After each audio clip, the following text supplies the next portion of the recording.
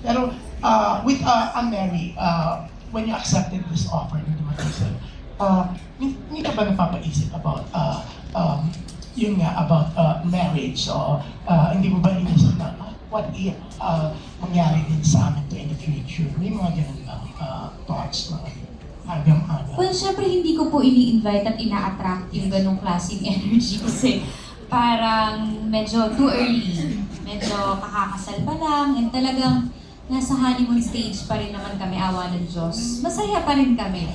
So kapag of course, dahil natatakal siya dito, like noong mga unang araw, di ba, attorney, na pag-uusapan yan, parang ako nanlalamig din ako ng, oh my God! Nakakaloka pala. So parang, wala, babalik lang ako sa prayer na, naku, sa akin, hindi pa siguro sa akin.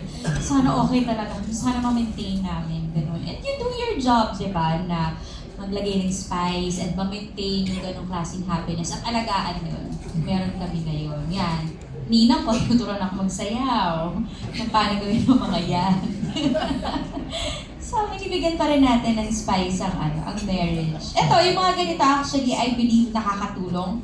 Yung umaalis ako, napapalayo ako ng sandali, hindi kami magkikita ng 2-3 days. Parang namimiss namin yung isa't isa, ganyan. Mas nagiging sweet kayo, di ba? Of course, namimiss namin eh. Tsaka, minsan araw-araw, 24/7, nakakaanuan din kayo. Lagi na lang ganito. At least kapag umaalis ka, namimiss mo talaga. Namimiss namin isa't isa. Ang bongga, no, talaga napatilig ka ng, oh my God, di ba? Actually, kanina nga sasabi, baka hindi mo na natanggin si attorney Jen. Hindi. Ang goal naman is kung ano talaga yung mga projects na magpapayes sa akin.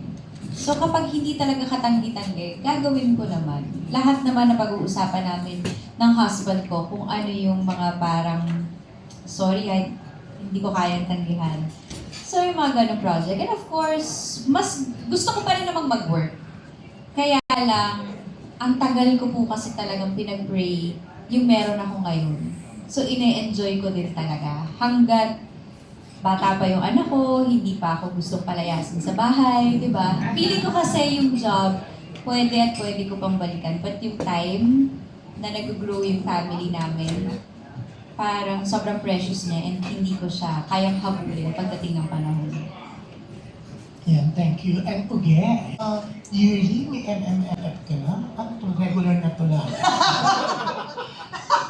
Oh, ang saya kasi. Alam mo, tanggap naman natin na ang sitwasyon ng Philippine cinema ngayon napaka-challenging.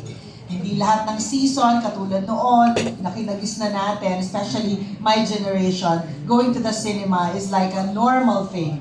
Thrice a week or even twice a day. Ngayon, tuwing Pasko na lang tayo talagang nagiging piyesta yung pelikulang Pilipino. So as an actor, I really want to be a part of this celebration kahit once a year.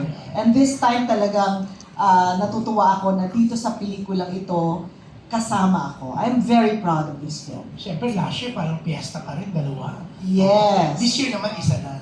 Palagay ko isa lang, no, attorney? Isa lang. Palagay.